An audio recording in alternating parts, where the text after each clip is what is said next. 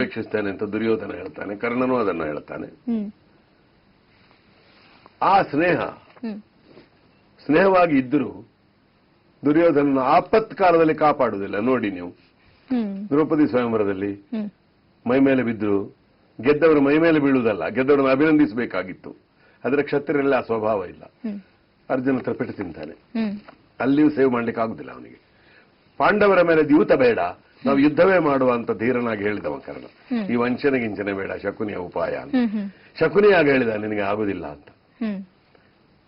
ಚಿತ್ರಸೇನ ಕಾಳಗದಲ್ಲಿಯೂ ಕೌರವರನ್ನು ಚಿತ್ರಸೇನ ಬಂಧಿಸುವಾಗ ಕರ್ಣನ ಬಿಲ್ಗಾರಿಕೆ ಪ್ರಯೋಜನಕ್ಕೆ ಬರುವುದಿಲ್ಲ, ಗೋಗ್ರಹಣದಲ್ಲಿ ಬರುವುದಿಲ್ಲ, ಕೊನೆಗೆ ಯುದ್ಧದಲ್ಲಿಯೂ ಬರುವುದಿಲ್ಲ. ಪ್ರಾಮಾಣಿಕವಾಗಿ ಪ್ರಯತ್ನ ಮಾಡಲಿಲ್ಲ ಅಂತಲ್ಲ, ಬೇರೆ ಬೇರೆ ಸನ್ನಿವೇಶಗಳು, ಪಾಂಡವರ ಸುಪೀರಿಯಾರಿಟಿ, ಗಂಧರ್ವರ ಶ್ರೇಷ್ಠತೆ ಎಲ್ಲ ಕಾರಣ ಆಗಿರ್ಬೋದು ಒಂದು. ಹಾಗೆಯೇ ಕರ್ಣನ ದಾನಶೀಲತೆ ಪ್ರಾಮಾಣಿಕ ಮಾತ್ರ ಅಲ್ಲ, ಸೇಡು ತೀರಿಸುವ ಸ್ವಭಾವದ್ದು ಅಲ್ಲ. ಅವನು ಪ್ರಾಮಾಣಿಕವಾದ ದಾನಶೂರನು ಇದ್ದಿರಬಹುದು, ಇಲ್ಲ ಅಂತ ಹೇಳಿಕ. ಆದರೆ ಅವರ ದಾನವೆಲ್ಲ ವೈಯಕ್ತಿಕವಾಗಿತ್ತು.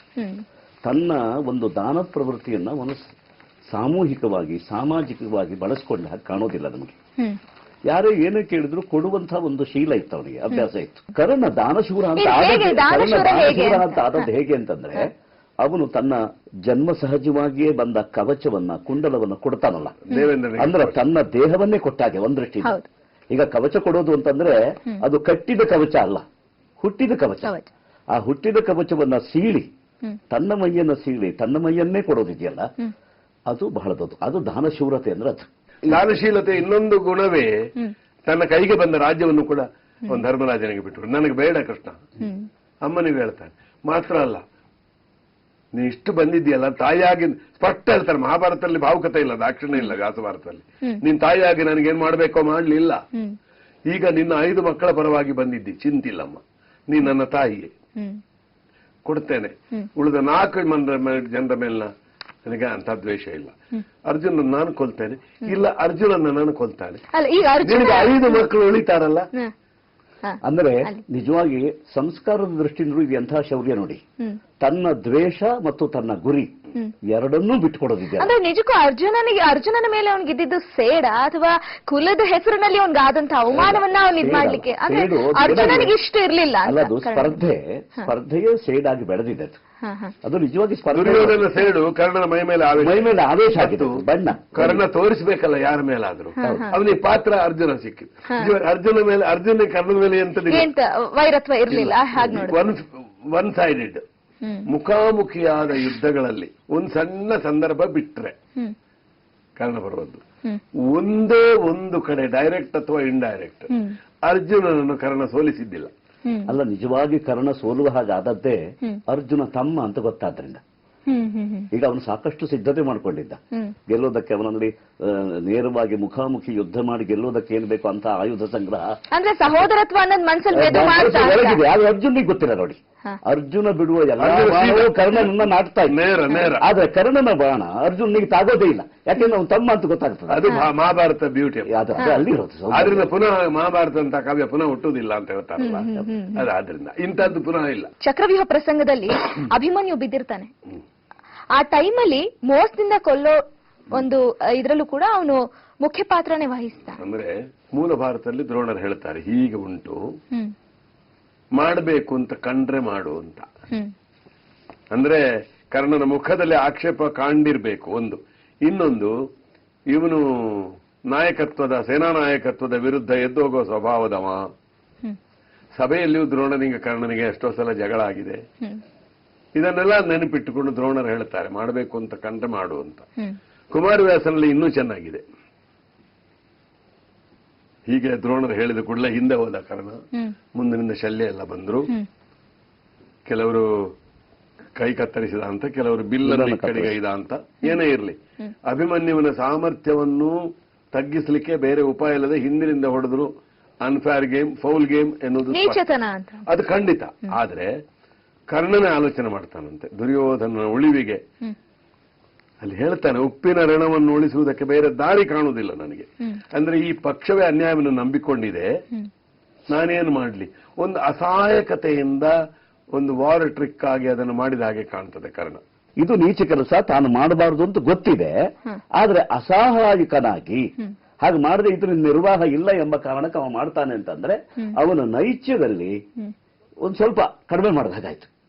ಅವನ ನೀಚತನ ಅದು ಅವನ ಸ್ವಭಾವ ಅಲ್ಲ, ಸಂದರ್ಭದ ಒತ್ತಡದ ಮೇಲೆ ಆದದ್ದು. ಕೊನೆಗೆ ಅವನು ನಿರಾಯುಧನಾಗಿ ಬೀಳಕ್ಕೆ ಕೂಡ ಇದೆ ಅಲ್ಲ ಒಂದ್ ಕಡೆ ಅಂದ್ರೆ ಇದು ಆಗಿರ್ಬಹುದು. ಇಲ್ಲ, ಇವರಿಗೆ ಪೂರ್ತಿ ಫ್ರೀಡಮ್ ಇಲ್ಲ. ಇದು ಆಧ್ಯಾತ್ಮಿಕ ಮಟ್ಟದಲ್ಲಿ ನೋಡಬೇಕು. ಸ್ನೇಹ, ತ್ಯಾಗ, ವಂಚನೆ, ರಾಜಕೀಯ, ಪುಡಾರಿತನ, ಪಕ್ಷ, ವೈಯಕ್ತಿಕ ಎಲ್ಲ ಸೇರಿ ವ್ಯಕ್ತಿ ಜೀವನ. ಕಾರಣ ಒಬ್ಬ ಅಲ್ಲ. ಇನ್ನೊಬ್ಬರ ಅಧಿಕಾರದ ಅವಧಿಯಲ್ಲಿ ಅವನು ಏನ್ ಬೇಕಾದ್ರೂ ಮಾಡ್ಬೋದು, ಆದ್ರೆ ಅದೇ ಅಧಿಕಾರ ತನಗೆ ಬಂದಾಗ ತಾನು ಅದೊಂದು ಆಪರ್ಚುನಿಟಿ ಅಂತ ಅವನು ಬಳಸೋದಿಲ್ಲ. ಅಲ್ಲಿ ಮಾತ್ರ ಅಲ್ಲ, ಇನ್ನೊಂದು ಎರಡು ರೀತಿಯಲ್ಲಿ ನೋಡಬಹುದು. ಹಿಂದಿನಿಂದ ಬಿಲ್ಲನ್ನು ಕತ್ತರಿಸಲಿಕ್ಕಾದ್ರೂ ಆರಿಸಿದ್ದು ಯಾರನ್ನು? ಕರ್ಣನನ್ನು. ಇದು ದ್ರೋಣರ ರಾಜಕೀಯವೇ ಅಲ್ಲ. ಅಭಿಮನ್ಯು ಹೋರಾಡ್ತಾ ಇದ್ದ ಆ ಪರಿಸ್ಥಿತಿಯಲ್ಲಿ ಹಿಂದಿನಿಂದ ಕತ್ತರಿಸಲಿಕ್ಕೆ ಉಳಿದವರಿಂದ ಸಾಧ್ಯ ಇರಲಿಲ್ಲ. ಅದು ಅಷ್ಟು ಮಾಡಬೇಕಾದ್ರೂ ಕರ್ಣನ ಜಾಣ್ಮೆ ಬೇಕು. ಅದು ಕ್ಷಣಾರ್ಧದಲ್ಲಿ ಮುಕ್ಕಡಿಗೈದ ಅಂತ ಉಂಟು. ಆ ರಿಸ್ಕ್ ತಕೊಂಡು ಹಿಂದಿನಿಂದ ಹೊಡೆದು ಆ ಅಪವಾದವನ್ನು ಹೊತ್ತುಕೊಂಡು ಕೂಡ ಅಪವಾದ ದ್ರೋಣನಿಗೂ ಉಂಟೆ. ಇದು ಮಾಡಿಸಿದ. ಇದು ಎರಡು ಮುಖದಿಂದ ನೋಡಬಹುದು. ಕರ್ಣ ಮನಸ್ಸಿಲ್ಲದ ಮನಸ್ಸಿನಿಂದ ಅದನ್ನು ಮಾಡಿದ್ದಾನೆ ಎಂಬುದು ತುಂಬಾ ಸ್ಪಷ್ಟ, ಅದರಲ್ಲಿ ಸಂಶಯವಿಲ್ಲ. ಓಕೆ. ಇನ್ನು ಶರಶೈಯಲ್ಲಿ ಭೀಷ್ಮ ಹೇಳ್ತಾರೆ ಪಾಂಡವರು ಪರವಾಗಿ ಯುದ್ಧ ಮಾಡುವಂತ ಕರ್ಣಂಗೆ, ಆದ್ರೆ ಕರ್ಣ ಅದು ಸಾಧ್ಯ ಆಗುದಿಲ್ಲ ಅಂತ ಹೇಳ್ತಾನೆ. ಹಾಗೆ ದುರ್ಯೋಧನನ ಪರವಾಗಿ ನಿಂತು ಮಾಡಬೇಕಾದ ವಿಚಾರದಲ್ಲಿ ವಿವಶ ಅಂತ ಹೇಳ್ತಾನೆ. ಅಂದ್ರೆ ಮಹಾಭಾರತಕ್ಕೆ ಉದ್ದಕ್ಕೂ ಎಲ್ಲರನ್ನೂ ಈ ವಿವಶತೆ ಕಾಡುವಂಥದ್ದು. ಈ ವಿವಶತೆ ಎಂಥದ್ದು ಅಂತ ಅಂದ್ರೆ ಅವರಿಗೆ ಅರ್ಥವಾಗುತ್ತದೆ, ಅರ್ಥವಾದನ್ನು ಅವರು ಮಾಡ್ಲಿಕ್ಕೆ ಆಗೋದಿಲ್ಲ. ಬಹುಶಃ ರಾಮಾಯಣಕ್ಕಿಂತ ಮಹಾಭಾರತ ನಮ್ಮ ಭಾರತದ ಜನತೆಗೆ ಹತ್ತಿರ ಆಗೋದಕ್ಕೆ ಇದೇ ಕಾರಣ. ನಮ್ಮ ಬದುಕಿನಲ್ಲಿ ನಾವು ಇಂತಹ ಅನೇಕ ಘಟನೆಗಳಲ್ಲಿ ನಾವು ಪಾಲ್ಗೊಂಡಿರ್ತೇವೆ. ಈ ಅನುಭವ ನಮ್ಮದು ಆಗಿದೆ. ನಾವು ಹೀಗೆ ನಡ್ಕೊಂಡ್ರೆ ಸರಿ ಅಂತ ನಮ್ಗೆ ಗೊತ್ತಿರ್ತದೆ, ಅದನ್ನು ಮಾಡೋದಕ್ಕಾಗಲ್ಲ. ಅದನ್ನ ದುರ್ಯೋಧನ ಬಾಯಲ್ಲಿ ಒಂದು ಒಳ್ಳೆ ಮಾತನಾಡಿದ್ದಾರೆ, ಜಾನಾಮಿ ಧರ್ಮಂ ನಚಮೇ ಪ್ರವೃತ್ತಿ, ಜಾನಾಮಿ ಅಧರ್ಮ್ಯಂ ನಚಮೇ ನಿವೃತ್ತಿ ಅಂತ. ಧರ್ಮ ಏನು ಅಂತ ನನಗೆ ಗೊತ್ತಿದೆ, ಆದ್ರೆ ತೊಡಗಲಾರೆ. ಅಧರ್ಮ ಏನು ಅಂತ ನನಗೆ ಚೆನ್ನಾಗಿ ತಿಳಿದಿದೆ, ಅಲ್ಲಿಂದ ನಾನು ನಿವೃತ್ತನಾಗಲಾರೆ.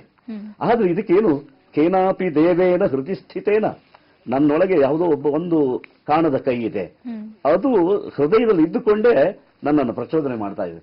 ಅವನು ಹೇಗೆ ನಿಯೋಗ ಕೊಡ್ತಾನೋ, ಹೇಗೆ ಆಜ್ಞೆ ಕೊಡ್ತಾನೋ, ಪ್ರೇರಣೆ ಕೊಡ್ತಾನೋ, ಆಗ ನಾನು ನಡ್ಕೊಡುತ್ತೇನೆ ಅಂತ. ಇದು ಜೀವಧ್ವನಿ, ಅದು ಮಹಾಭಾರತದ ಜೀವಧ್ವನಿ. ವಿವಶತೆ ಭಾಗವತದ ಮಾತಿನ ಹಾಗೆ ಈಶ್ವರೈರಪಿ ಭೋಕ್ತವ್ಯಂ. ಕೆಲವು ಸಲ ಐಶ್ವರ್ಯವುಳ್ಳವರು, ಅಧಿಕಾರವುಳ್ಳವರು ಶ್ರೇಷ್ಠರು ಅಂತ ನಾವು ಭಾವಿಸ್ತೇವೆ. ಅಯ್ಯೋ ಅವರು ಮಾಡಬಹುದಿತ್ತು, ಅವರಿಗೆ ಸಾಧ್ಯ ಇತ್ತು ಅಂತ ಹೇಳೋದು ಸುಳ್ಳು. It's wrong expectation. ಈ ವಿವಶತೆ ಕರ್ಣನನ್ನು ಹೆಚ್ಚು ಕಾಡ್ತದೆ. ಯಾಕಂದ್ರೆ ಮೊದಲಿಂದಲೂ ಅವನು ದುರದೃಷ್ಟದಲ್ಲಿ ಬೆಳೆದವ, ಪರಿತ್ಯಕ್ತನಾದವ, ಪ್ರತಿಕೂಲದ ವಿರುದ್ಧ ಹೋರಾಡಿದವ ಎಂಬುದು ಇರುವುದರಿಂದ ಆ ಪ್ರತಿಕೂಲದ ವಿರುದ್ಧ ಹೋರಾಟ ಅವನಿಗೊಂದು ವ್ಯಕ್ತಿತ್ವವನ್ನು ಕೊಡುವಲ್ಲಿ ಆ ಪ್ರತಿಕೂಲವೇ ಅವನ ಒಳ್ಳೆಯ ಅದೃಷ್ಟ. ಅವನಿಗೆ ತೊಂದರೆಗಳನ್ನು ಉಂಟು ಮಾಡುವಲ್ಲಿ ಅದು ದುರದೃಷ್ಟ. ನಾವು ಕರ್ಣನ ಬಗ್ಗೆ ಮಾತನಾಡ್ತಾ ಹೋದಷ್ಟು ಇನ್ನು ಮುಂದುವರಿತಾ ಹೋಗುತ್ತೆ. ಕರ್ಣನ ಪಾತ್ರದ ಬಗ್ಗೆ ಸಾಕಷ್ಟು ಒಂದು ವ್ಯಕ್ತಿ ಚಿತ್ರಣನ ಕೊಟ್ರಿ. ಹಾಗೆ ಮನೋಜ್ಞವಾದ ಒಂದು ಕ್ಯಾರೆಕ್ಟರ್ ಅಂತಾನೆ ಹೇಳ್ಬೋದು ಮಹಾಭಾರತದಲ್ಲಿ. ಇಬ್ರಿಗೂ ಕೂಡ ಚರ್ಚೆಯಲ್ಲಿ ಭಾಗವಹಿಸಿದ್ರಿ, ಧನ್ಯವಾದ ಇಬ್ರಿಗೂ ಕೂಡ. ನಮಸ್ಕಾರ. ಶ್ರೀರಾಮ ರಾಮ ರಘುನಂದನ ರಾಮ ರಾಮ.